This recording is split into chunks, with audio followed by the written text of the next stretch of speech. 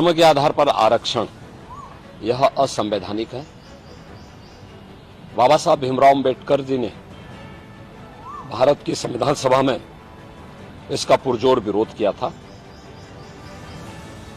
लेकिन उस सब के बावजूद कांग्रेस और उसके सहयोगी इंडी गठबंधन से जुड़े हुए दल हैं, इन लोगों में एक होड़ सी लगी है मुस्लिम आरक्षण देने का। और कांग्रेस का इतिहास तो इस मामले में बहुत दागी रहा है। 2006 में जस्टिस रंगनाथ मिश्रा कमेटी गठित करके कांग्रेस ने ओबीसी का हिस्सा काट करके मुस्लिमों को देने का कुत्सित प्रयास किया था जब यूपीए गवर्नमेंट थी। ऐसे ही कांग्रेस ने जस्टिस राजेंद्र सच्चर की अध्यक्षता में कमेटी बना करके अनुसूचित जाति के आरक्षण में सेंध लगाने का प्रयास किया था। कुछ मुस्लिम जातियों को अनुसूचित जाति में शामिल करने का कुत्सित प्रयास किया था। बीजेपी और एनडीए ने उसका विरोध किया था। कांग्रेस की जब आंध्र प्रदेश में सरकार थी, उन्होंने उस वहां के ओबीसी के आरक्षण को मुसलमानों को दिया था।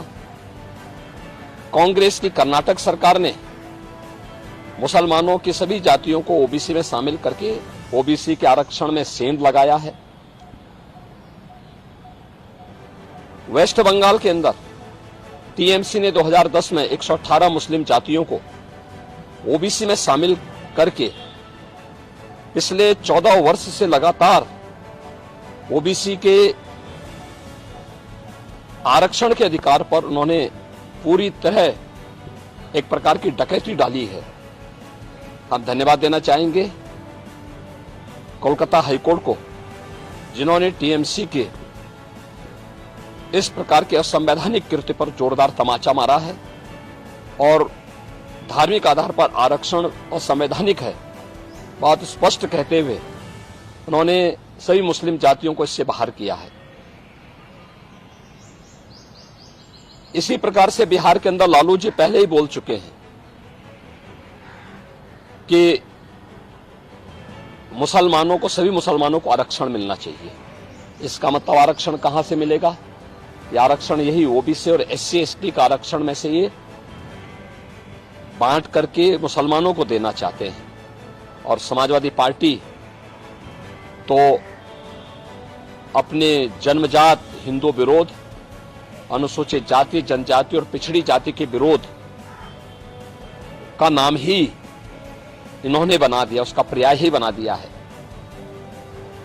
चाहे वह राम जन्मभूमि का विरोध रहा हो, राम भक्तों पर गोली चलाने का रहा हो, या फिर 2012 और 2014 के अपने इलेक्शन मैनिफेस्टो में समाजवादी पार्टी ने मुस्लिमों को आरक्षण देने की वकालत की थी और यहां तक इन्होंने शरारत की थी कि तुष्टीकरण की हद बात करते हुए उत्तर प्रदेश के अंदर, उत्तर प्रदेश की उस समय की 20 करोड़ की आबादी की सुरक्षा के साथ खिलवाड़ करते हुए पीएससी की 54 कंपनियों को इन्होंने समाप्त किया था। और उस समय इन्होंने पीएससी की भर्ती जो निकाली थी उसमें इन्होंने प्रयास किया था कि 15% मुस्लिम आरक्षण हो। माननीय न्यायालय को हस्तक्षेप करना पड़ा था। ये जो होड़ है एक खतरनाक होड़ है।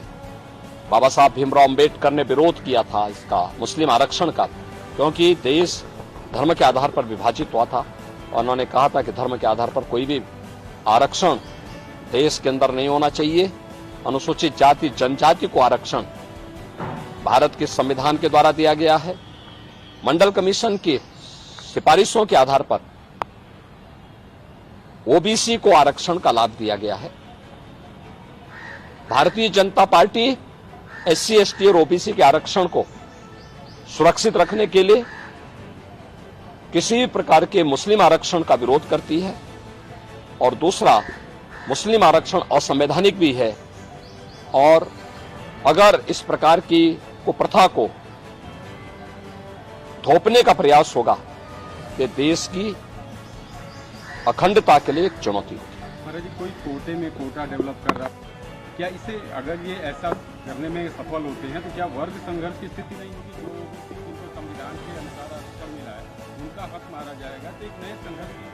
देखिए, हमने कहा ना, ये बाबा साहब भीमराव अंबेडकर के द्वारा बनाए गए संविधान का अपमान है और भारत के संविधान की मूल भावना के विरुद्ध भी है। ये असंवैधानिक कृत्य है, इसे कतई स्वीकार नहीं किया जाना चाहिए।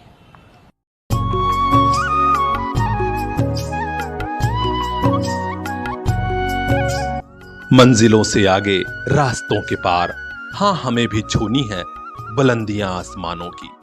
CPS group of schools Azamgarh से लेकर भिवंडी तक गार्जियंस के दिल में बसा। Admission open for class nursery to class 9th and 11th। CPS Jafarpur, CPS Phariya, CPS Mubarakpur Azamgarh and CPS Bhiwandi Maharashtra. Contact 8090620567।